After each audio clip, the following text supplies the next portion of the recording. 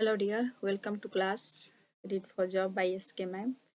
आप लोग के लिए प्रीवियस ईयर क्वेश्चन यहाँ पर उपलब्ध हो रहा है। जो ऑफलाइन हुआ था उसका पूरा प्रीवियस ईयर क्वेश्चन सॉल्व करा दिया गया है पूरे डिस्कस के साथ, वो भी फ्री में। आप लोग के लिए ऑनलाइन पेपर जो है प्रीवियस ईयर क्वेश्चन उसको कराया जा रहा है एक्सप्लेन के साथ, ताकि आप लोग के यहाँ से कॉन्सेप्ट अच्छे से बने।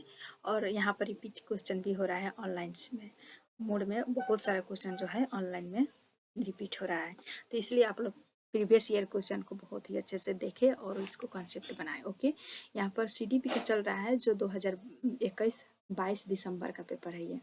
तो सीडीपी पार्ट बाई पार्ट हम दे रहे हैं। जो एक पार्ट में हो गया है, दूसरा पार्ट यहाँ पर 11 नंबर क्वेश्चन है।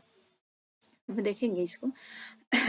डैश बुद्धि कौशल उस कौशल की ओर संकेत करता है जो कि दूसरों के मनोदशाओं, संभाव और दशाओं को पहचानता है तथा उन पर उपयुक्त प्रतिक्रिया देता है। तो देखेंगे दूसरों को जब भी मनोदशा को यहाँ पर स्वभावों को दर्शाएगा, पहचान करेगा, उसे हम इंट्रा व्यक्ति कहेंगे। और खुद को मनोदशा को पहचानना होता है भी, तो यहाँ पर इंटर व्यक्ति कहेंगे। यहाँ पर देखेंगे इंग्लिश में, इसमें जब भी आए ऐसा क्वेश्चन तो आप लोग इंग्लिश में दे करके पूरे डाउट को क्लियर करेंगे। यहाँ पर डाउट नहीं रखना है। इंटर जो होता है खुद के लिए होता है, खुद अपने मनोभाव को, दशा को अपने से पहचान लेंगे। जो इंटरा होता है 10+2, इसमें हम इसको इंटरा का मतलब inter, sorry sir, I am sorry, इसमें जो इंटर होता है ये दूसरों के लिए होता है और इंट्रा जो होता है वो खुद के लिए होता है। ओके, यहाँ पर हम भी कंफ्यूज हो गए हैं, इसलिए आप लोग इंग्लिश में हमेशा देखेंगे जो इंटर होता है 10+2। तो हम लोग दूसरे को हम देखेंगे, दूसरे क्लास में चल गए, तो इसीलिए हम दूसरे को मनोभाव को, दशा को दर्शाएंगे। इस तरह से हम ट्रिक के माध्यम से याद कर सकते हैं। जो इंट्रा होता है खुद के प्रश्न को दर्शाता है। तो हमारा पहला आंसर अंतर्व्यक्तिक हो जाएगा। ओके, क्योंकि यहाँ पर दूसरों को मनोदशा को बताया जा रहा है। यहाँ पर देखेंगे राष्ट्रीय शिक्षा नीति 2020 यह प्रस्ताव रखती है कि, क्या रखता है, प्राथमिक कक्षाओं के बीच बच्चों को उनके घर की या स्थानीय भाषाओं में पढ़ाया जाना चाहिए। प्राथमिक कक्षाओं के बच्चों को उनको घर या स्थानीय भाषा में पढ़ाया जाना चाहिए। सही है। प्राथमिक कक्षाओं में शिक्षा का माध्यम एक तरह की भाषा में ही उपयोग होना चाहिए।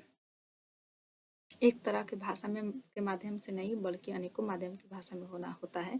शिक्षकों को द्वितीय भाषिक उपागम को प्रयोग करने के लिए हतोत्साहित करना चाहिए। नहीं, एक से अनेक भाषा को यहाँ पर बोलने के लिए या फिर पढ़ने या पढ़ाने के लिए प्रोत्साहित करना चाहिए, ना कि हतोत्साहित करना। हतोत्साहित का मतलब हो गया कि यहाँ पर पॉजिटिव यहाँ पर बताया जा रहा है, नेगेटिव बताया जा रहा है। हम यहाँ पर पॉजिटिव पढ़ना चाहते हैं। बहुभाषावाद को बिल्कुल भी बढ़ावा नहीं देना चाहिए। यहाँ पर नहीं, यहाँ पर भी नेगेटिव हो गया था। हमारे क्वेश्चन के आंसर फर्स्ट ही सही है। ओके, नेक्स्ट आ गया हमारा 30 नंबर क्वेश्चन आ गया। एक विद्यालय बैडमिंटन प्रतियोगिता के लिए विद्यार्थियों का चयन करते समय लड़कों को प्राथमिकता देते हैं और संगीत प्रतियोगिता के एक लिए लड़कियों को प्राथमिकता दे रहा है। बल्कि इसमें यहाँ पर लड़का और लड़की को अलग अलग खेलों में बांटा जा रहा है, ना कि सभी को मौका नहीं दिया जा रहा है और सभी को समान नहीं समझा जा रहा है। तो इसको हम क्या कहेंगे, इसे हम जेंडर रूढ़िवादिता कहेंगे। ओके, नेक्स्ट, सतत और व्यापक मूल्यांकन में इनमें से क्या शामिल है। सतत मूल्यांकन के मापकों और उपकरणों की योजना बनाना, या फिर शिक्षक द्वारा सावधानी पूर्वक रिकॉर्ड अभिलेख को तैयार करना चाहिए और बच्चों का समय समय पर परीक्षा करना एवं उनको श्रेणीबद्ध करना। परीक्षा नहीं करवाना है, श्रेणीबद्ध भी नहीं करना, ये तो गलत हो गया। शिक्षण को अध्ययन प्रक्रिया के साथ एकीकृत करना है, ये भी सही है। यहाँ पर 1, 2 और 5, 4 सही हो जाएगा, 3 को नहीं लेंगे। ओके, क्योंकि यहाँ पर 3 गलत है।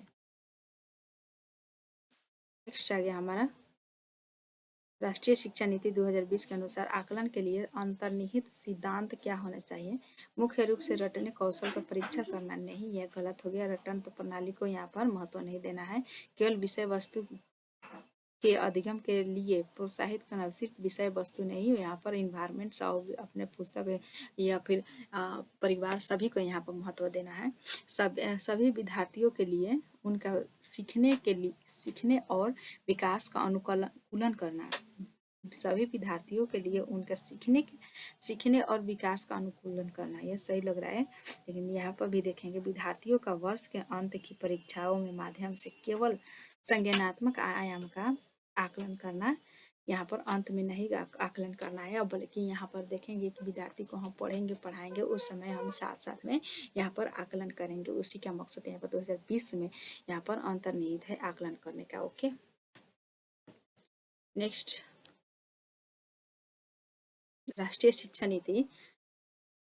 भारतीय संसद ने दिव्यांग व्यक्ति के लिए निम्नलिखित में से कौन सा कानून हाल ही में पारित किया गया है? तो यहाँ पर दिव्यांग यहाँ पर बोलना है, ना कि विकलांग नहीं बोलना है। तो कौन सा क्या उसमें बताया गया है? निःशक्त व्यक्ति यहाँ पर राष्ट्रीय शिक्षा नीति, या फिर निःशक्त व्यक्ति समान अवसर अधिकार संरक्षण और पूर्ण भागीदारी अधिनियम, दिव्यांग के साथ व्यक्तियों का अधिकार अधिनियम, या शिक्षा का अधिकार अधिनियम। यहाँ पर शिक्षा का अधिकार अधिनियम, समान अवसर अधिकार संरक्षण, और यहाँ पर सभी कहा जाएगा। निःशक्त व्यक्ति जो यहाँ पर दिव्यांग है उसको सभी प्रकार का अवसर देना चाहिए, सभी पढ़ाई लिखाई खेलकूद सभी का अवसर देना चाहिए। ओके, नेक्स्ट आ गया हमारा क्वेश्चन 17। निम्नलिखित में से कौन सा कथन प्राथमिक शिक्षा में समावेशन की संभावना भावना का सटीक रूप से वर्णन करता है? तो शिक्षा में शिक्षक केवल मानव और एक तरह की भाषा के प्रयोग को ही बढ़ावा देता है। भाषा के सिर्फ जो शिक्षक होता है सिर्फ भाषा के बारे में ही नहीं बढ़ावा देता है, बल्कि जो शिक्षक अच्छे जो शिक्षक होते हैं सभी प्रकार में उनको बढ़ावा देता है, प्रयोग करवाता है, एक्टिविटी करवाता है, इस तरह से खेलकूद करवाता है, सभी प्रकार के उसको बढ़ावा देता है। ओके, यहाँ पर देखिए शिक्षक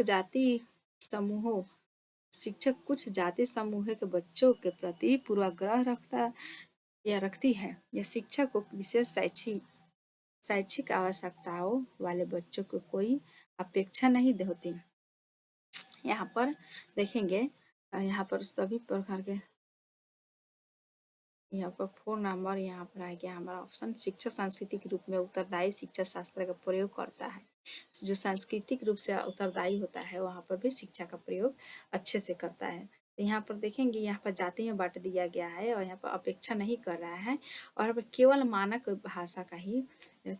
भाषा एक तरह की भाषा के रूप में नहीं, यहाँ पर बहुभाषिकता को यहाँ पर बढ़ावा देना है। इसलिए हमारे क्वेश्चन के आंसर यहाँ पर देखेंगे क्वेश्चन के ऑप्शन के हिसाब से हम यहाँ पर सबसे अच्छा और सटीक आंसर लगाएंगे। ओके, देखेंगे हम नेक्स्ट आ गया। निम्नलिखित में से कौन सी विशेषताओं का समूह प्रतिभाशाली छात्रों को परिभाषित करता है?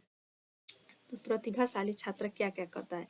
शीघ्रता से सीखते हैं और उसे याद रखते हैं, याद नहीं रखते हैं, कंसेप्ट को समझ में रखता है, सतर्क है और तुरंत उत्तर देता है, बारीकी से अवलोकन करता है, यस हमेशा सतर्क रहता है, तत्पर रहता है और अच्छे से उसको आंसर देने की कोशिश करता है, त्वरण के साथ बेहतर प्रदर्शन करता है, मतलब सभी के साथ वो बेहतर भी प्रदर्शन करता है।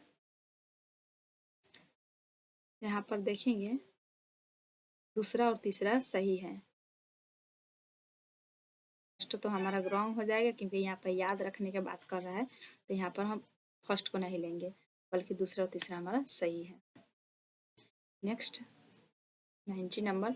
निम्नलिखित में से कौन सी शैक्षणिक प्रणाली अत्यधिक दृष्टिबाधितता से जूझते हुए विद्यार्थियों के समावेशन हेतु प्रभावशाली नहीं है? यहाँ पर नहीं पूछा जा रहा है। अप्रत्यक्ष और स्पष्ट रूप से बोलना व पढ़ना, तो ये आँखों से जो बाधित बच्चे हैं, जूझ रहा है, आँखों से उसको नहीं दिखाई दे रहा है, दृष्टि बाधित है, उसको कौन सा नहीं करवाना चाहिए? यहाँ पर देखेंगे बोलना पढ़ना ये तो होना चाहिए। 3 आयामी नक्शों और चार्ट, ऐसी किताबें और बोर्ड जिनको छुआ जा सके, महसूस किया जा सके, तभी ये ब्रेल लिपि में इसको कहा जाता है। ब्रेल लिपि जो अंधे व्यक्ति को पढ़ाया जाता है, ये दृष्टिबाधित बच्चे को यहाँ पर पढ़ाया जाता है। दृश्यात्मक प्रस्तुतिकरण देने के लिए कंप्यूटर का प्रयोग करना चाहिए, ये भी सही है, यह भी सही है, और यहाँ पर तीन आयामी नक्शे और चार्ट है। यहाँ पर नक्शा और चार्ट उसको दिखाइएगा तो वो देख नहीं पाएगा, इसलिए हमारे क्वेश्चन के आंसर यही